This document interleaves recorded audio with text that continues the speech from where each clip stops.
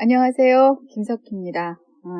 이 시간에는 주로 17세기에서 19세기까지 한중일과 러시아를 포함하는 환동의 지역의 풍경예술가 토포스라는 제목으로 이야기하려고 합니다.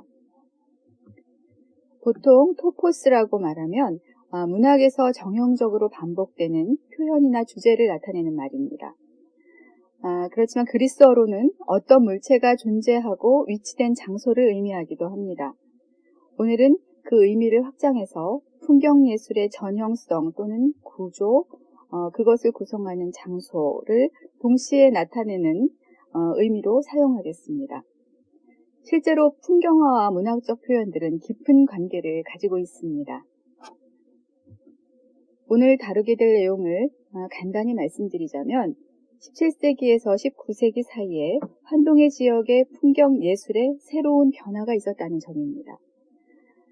그 변화란 한국과 일본 지역에서는 동해가, 러시아에서는 시베리아가 새로운 하나의 풍경으로 발견되었다는 점입니다. 이것을 저는 환동의적 토포스의 발견이라고 부르고 싶습니다.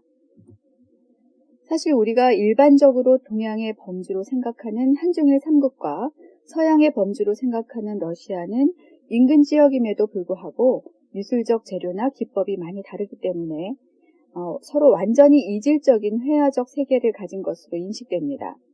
그러나 풍경예술의 토포스라는 관점에서 다시 보면 아주 닮은 부분이 나타납니다. 그러면 풍경화를 통해 동해와 시베리아의 발견이 가지는 지역적인 의미를 생각해 보겠습니다. 자, 뒤에 보이는 그림은 아주 유명한 그림이죠. 아마도 미술책이나 어디 다른 곳에서 한 번쯤은 보셨을 텐데요. 네, 안견의 몽유도원도입니다. 모든 그림이 자기 눈이 소박하게 본 것이나 느낀 것, 오롯이 자기만의 경험으로 그려질 것 같지만 사실은 그렇지만도 않습니다. 왜냐하면 그림을 그리는 사람이 태어나기 전부터 이미 역사적으로 선택된 재료와 표현 대상, 표현 방식이 있기 때문입니다. 예를 들어 한중일의 산소화가 전형적인 이상향으로 도원경을 반복해서 그려내고 러시아의 초기 풍경화가 전형적인 이상향으로 나폴리를 반복해서 그려내는 그런 점을 생각해 보면 쉽습니다. 물론 여기에는 일반적으로 말하는 관념적 풍경과 사실적 풍경이라는 차이가 존재하기는 합니다. 그러나 도원경과 나폴리의 더욱 중요한 공통점은 그 지적 체계가 변방 지역의 선진 문물에 대한 동경과 맞물려 있다는 점입니다. 한국이나 일본의 초기 산소화는 중국화의 도원경을 이상향으로 수용하고 정착시킨 것이었습니다. 그리고 러시아의 초기 풍경화는 이탈리아의 따뜻한 자연과 풍요로운 선진 문화에 대한 동경에서 시작된 것입니다. 초기 러시아 풍경 예술사에서 나폴리는 완벽한 공간으로 인식됩니다. 지구상에 실제로 존재하는 곳이긴 하지만 예술적 대상으로서 완벽한 장소, 일종의 유토피아로 상상된 것이죠. 상상된 그 장소가 체험보다 앞서 존재하고 있었다는 것은 도원경의 존재 방식과 비슷합니다. 인간의 모든 지각작용은 공간을 필요로 하죠. 유토피아 역시 그렇습니다. 이상향이란 현실적으로는 도저히 도달할 수 없는 이데아를 의미하는 것이죠. 하지만 인간이 그 이상향을 표현하기 위해서는 현실적인 매체를 필요로 합니다. 그것은 대부분 나무, 바위, 구름, 산, 강 같은 현실적인 공간을 지닌 풍경으로 묘사될 수밖에 없습니다. 또 나폴리처럼 현실적인 지각작용 안에서 볼 수 있는 공간이 이데아로 상정되기도 합니다. 자, 한중일 사람들은 대체로 이상향을 상상할 때 꽃도 피고 나무도 있고 산수가 있고 또 닭도 있고 닭이 울고 이런 전형적인 장소를 생각하는데 러시아에서는 아마도 플라톤의 영향이겠죠. 정방형의 깔끔한 도시, 이성적인 질서 그런 것을 상상합니다. 유토피아란 이성적이고 과학적인 장소 이렇게 상상된 것입니다.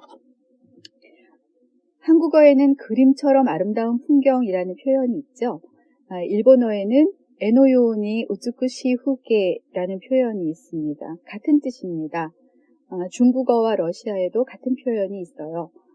잘 생각해보면 그림처럼 아름다운 풍경이라는 표현에는 풍경보다 그림이 먼저 존재한다는 의미가 담겨 있습니다. 선경은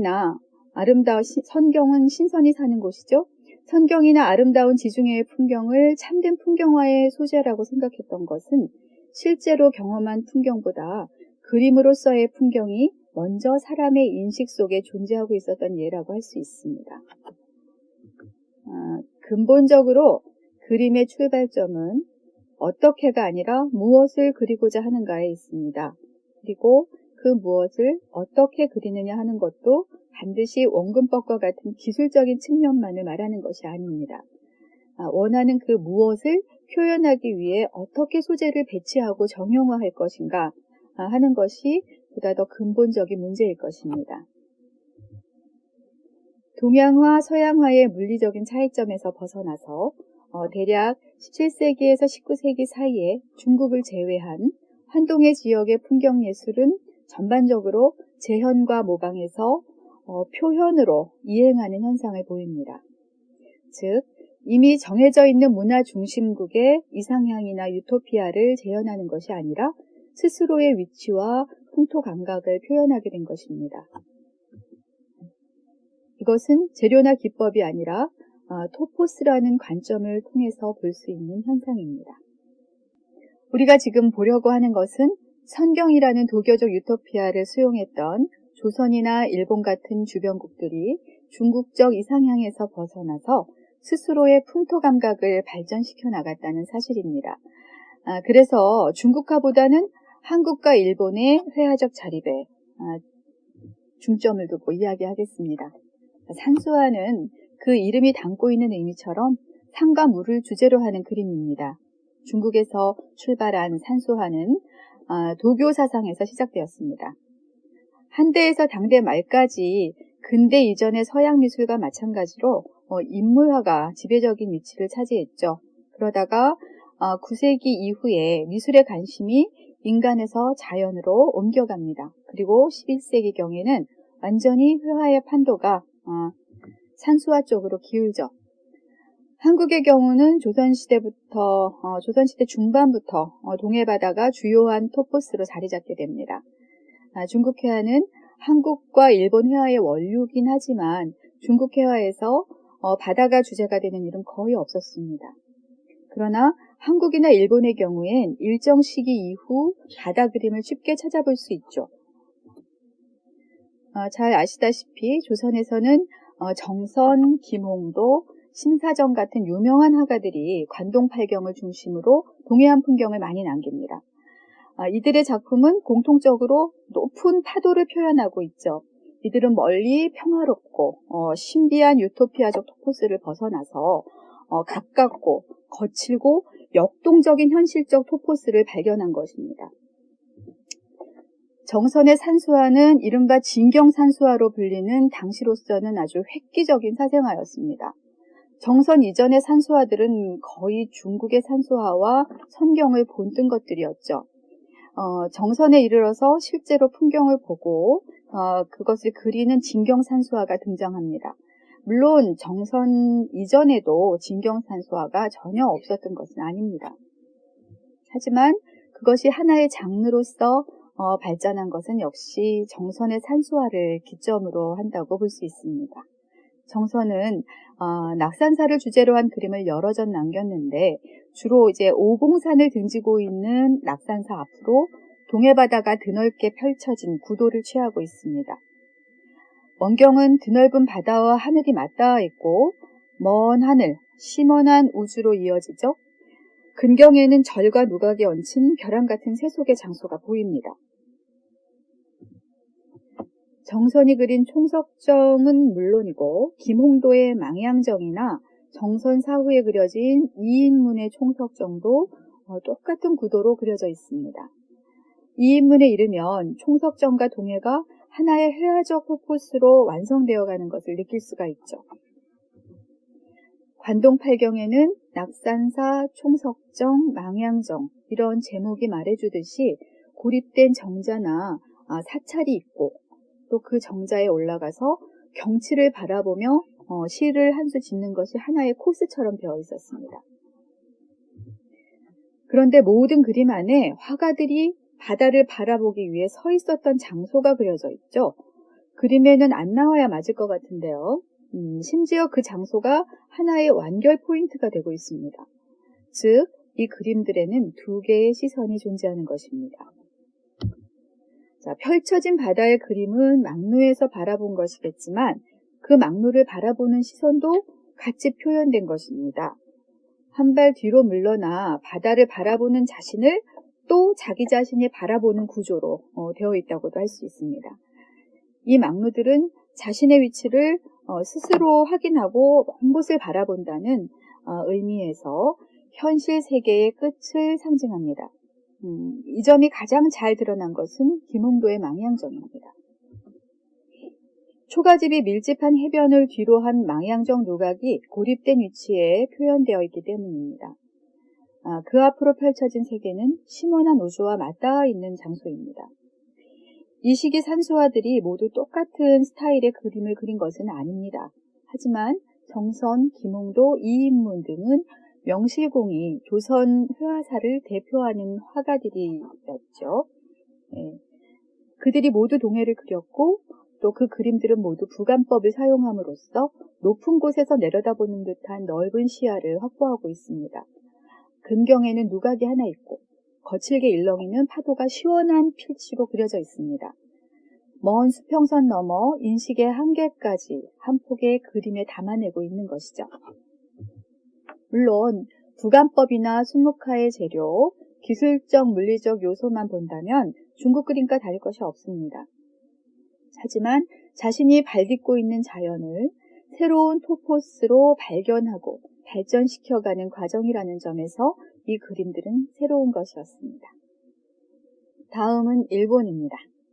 자, 일본의 경우 헤이안 시대 말기에 이미 하마마스즈라고 불리는 문자 그대로 해변에 소나무 숲이 이어지는 해변 풍경이 그림의 주제가 되었습니다.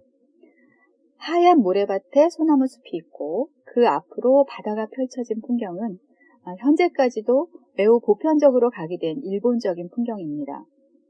하마마스즈는 특정한 그림을 지칭한다기보다는 하나의 스타일을 의미하는 것으로 대략 14세기 말에 이미 자리를 잡기 시작했습니다. 하지만 그것은 중국화의 모방에 가까운 것이었고 일본 독자의 감각으로 해변 풍경이 그려지기 시작한 것은 17세기 초 만년의 하세가와 토하쿠부터라는 것이 제 소견입니다. 하세가와 토하쿠는 하마마스즈를 계승한 화가이면서 미술사상 일본의 수묵화를 자립시킨 사람으로 평가되는 인물입니다. 하세가와 토하쿠는 현재의 이시카와 현 출신인데요. 그의 작품은 쇼린즈라는 작품이 있어요. 쇼린즈에는 안개 낀 동해가 나타납니다. 일본에서 보면 동쪽이 아니라 서쪽이겠죠? 이 그림은 만년의 아들을 잃고 그 슬픔을 담아낸 그림으로 알려져 있습니다. 이 그림은 하세가와의 다른 작품들과는 달리 안개가 끼고 색조도 단조로운 것이 특징입니다. 아마도 이 개인적인 슬픔이 안개 낀 해변의 모습으로 나타나고 있는 것 같습니다. 가라타니 코지는 일본 근대 문학의 기원에서 페놀로사가 일본의 그림을 산수화라고 명명한 근대 이후에 일본 사상의 풍경 개념이 탄생했다고 말합니다. 가라타니 고지는 선험적 개념의 표현에 불과했던 기존의 풍경이 아닌 눈앞에 보이는 실제 풍경의 표현이 가능하게 된 시점을 메이지 20년대로 보고 있습니다. 물론 이것은 선험적 개념이 가치를 잃고 평범한 것이 새롭게 가치로 등장하면서 실제적인 풍경의 표현이 확립되었다는 점에서 동의할 만합니다. 하지만 실제로는 그러한 회화적 변혁은 좀 더 이른 시기에 이루어졌다고 생각합니다. 17세기 한국과 일본의 풍경예술에서 보여준 새로운 토포스의 발견은 중국의 산수화를 답습하는 데서 벗어나서 스스로 자립하고 지금 여기 있는 나를 확인하는 하나의 자기 발견이었음에 틀림없습니다. 러시아로 가볼까요? 한동해 지역에서 러시아는 문화적으로 가장 특수한 나라입니다. 한자 문화권으로도 유교 문화권으로도 묶을 수 없죠. 동양인들에게는 러시아가 서양으로 인식되죠. 그렇지만 서유럽인들에게 러시아는 동방에 있는 나라로 인식됩니다. 오랜 정쟁 끝에 실권을 장악한 피오트르 대제는 18세기 초 1703년에 모스크바를 버리고 서유럽을 향한 교두보인 상트페테르부르크를 새로운 수도로 정했습니다. 그의 과격하고 급진적인 서구화는 많은 저항을 불러일으켰지만 그는 상트페테르부르크를 러시아의 베네치아로 만들기 위해서 많은 건축가와 미술가들을 동원했습니다. 러시아의 풍경화 역시 상트페테르부르크의 발전을 기록할 목적으로 시작된 것입니다. 서유럽의 예술가들이 러시아로 초빙돼서 새로운 수도 건설에 참여하였고 반대로 유망한 러시아 청년들이 서유럽으로 파견되었습니다. 피오트르 대제의 사망 후에 러시아 미술사에 이동파가 등장하기까지 러시아 회화 속에는 러시아 풍경이 없었습니다. 그들은 러시아를 떠나 이탈리아의 밝고 환한 풍경들을 그렸습니다. 그들은 서유럽인의 눈으로 서유럽을 바라보며 그림을 그렸던 것이죠. 6개월 이상 추운 겨울이 지속되는 러시아의 자연은 그림의 주제가 될 수 없다고 생각했는지도 모르겠습니다. 그러나 이동파 화가들은 러시아의 자연의 아름다움을 새롭게 발견했고 또 그려질 가치가 있다고 생각했습니다. 1871년 제1회 이동파 전시회는 러시아의 새로운 풍경예술의 물꼬를 튼 일대 사건이었습니다. 특히 상까마귀 때가 돌아오다는 사브라소프 개인에게 최고의 작품이면서 러시아 풍경화사의 한 획을 긋는 주요 작품으로 꼽힙니다. 그러니까 굵고 잘생긴 나무가 아니라 약하고 못생긴 나무, 러시아의 봄을 알리는 까마귀, 그리고 근사한 성당이 아니라 그저 작은 마을의 동네 성당이 보입니다. 그리고 그 뒤로 드넓은 평원이 펼쳐진 흔하디 흔한 러시아의 시골 풍경입니다. 자, 이 그림은 앞쪽의 나뭇가지가 화면을 모자이크하듯이 배치되어 있기 때문에 원근법적 깊이감을 배제하는 구도를 취하고 있습니다. 하지만 뒤쪽으로 끝없는 바다와도 같은 러시아의 평원이 표현되어 있는 것을 볼 수 있습니다. 이제 시간이 흐름에 따라 러시아의 국가 정체성과 강하게 결부될 수 있는 러시아적 풍경이 화폭을 점유하기 시작합니다. 러시아인들은 지적, 미적 체계상에 선언적으로 존재하는 이상향이었던 이탈리아의 풍경을 버리고 보다 사실적인 러시아의 아름다움을 찾아내기 위해 화가들이 주의 깊은 연구를 거듭하게 됩니다. 근경의 한적한 인가와 원경의 끝없는 지평선 구도는 하나의 맥을 이루게 되죠. 러시아의 풍경화는 레비탄과 수리코프를 통하여 철학적인 시선과 깊이를 갖추게 됩니다. 레비탄의 영원한 인식에는 교회와 묘지가 있는 언덕 아래로 끝없이 펼쳐진 강이 보이죠. 영원한 안식은 러시아의 풍경화를 철학으로 승화시킨 작품으로 평가받고 있습니다. 이 그림은 러시아의 구체적인 한 장소를 그린 것이지만 사브라소프의 상까마귀 때 날아오다가 그랬던 것처럼 이미 그 장소의 개별성은 사라지고 러시아인들에게 하나의 전형적인 러시아 풍경으로 각인되어 갑니다. 근경의 소박한 건물과 원경의 지평선이 만드는 하나의 풍경 구조는 지금 여기가 아니라 영원한 무한의 의미를 지닌 토포스로 확대되어 갑니다. 안톤 체홉은 그의 글에서 이렇게 말합니다. 자, 질투심 많은 볼가강 숭배자들을 무시하는 말이 될지언정 내 일생에서 예니세이보다 더 장엄하고 아름다운 강을 본 적이 없다. 볼가가 수줍어하며 애수에 찬 잘 차려입은 미인이라면 예니세이는 자신의 힘과 젊음을 주체할 줄 모르는 강력하고 매우 사나운 용이다. 예니세이 유역에 있는 크라스노야르스크는 시베리아의 모든 도시 중 가장 훌륭하고 아름다운 도시이다. 이곳의 산들은 잿빛을 띄었고 명상적인 느낌이라 마치 카프카즈를 연상시킨다. 체홉은 유형지 시베리아가 아니라 장엄과 아름다움, 힘과 젊음, 그리고 사나움을 지닌 시베리아를 묘사하고 있습니다. 이 무렵 러시아의 예술가들 사이에서 시베리아에 대한 관심이 높았습니다. 하지만 그런 체홉보다 먼저 크라스노야르스크와 예니세이 강을 묘사한 예술가가 있었습니다. 바로 바실리 수리코프입니다. 레비탄과 함께 활동한 이동파 화가 바실리 수리코프는 시베리아 출신이고 말년에는 다시 고향인 시베리아로 돌아가서 그곳에서 그림을 그리며 여생을 보냈습니다. 그가 상경할 때 생선마차를 얻어 타며 1년이 걸려서 도착했다는 일화는 유명합니다. 그만큼 러시아의 자연을 몸으로 체험하며 즐긴 화가였던 것이죠. 수리코프는 시베리아의 풍경을 주로 많이 그렸습니다. 역사 화가였기 때문에 풍경화는 그의 주요 활동이 아니었지만 그가 그린 풍경화는 물론이고 역사화들도 시베리아를 배경으로 하는 것이 많습니다. 그의 크라스노야르스크 그림들은 거친 터치로 시베리아의 아름다움을 그려내고 있습니다. 그런 의미에서 수리코프는 러시아 풍경 예술사에서 시베리아의 아름다움을 발견한 화가입니다. 그의 풍경화는 거칠면서도 적막감이 느껴지며 화면 깊은 곳, 원경 부분이죠. 굽어보는 각도로 아래쪽을 들여다보게 만듭니다. 저 멀리 인간이 바라볼 수 있는 한계 너머로 뻗어나가는 시선, 먼 곳을 보기 위해 높이 올라와 있는 관망자의 시선, 사람이 그려져 있지는 않지만 그 속에 살고 있을지도 모르고 또 아니면 살았을지도 모르는 사람의 존재가 느껴집니다. 구름과 평야 사이로 이루어진 그 미미한 중경을 지나서 넓은 화면을 차지하는 원경은 한국의 산수화를 연상시키죠. 바다처럼 거칠고도 드넓은 평원이라는 원형적인 묘사성을 배태한 작품들입니다.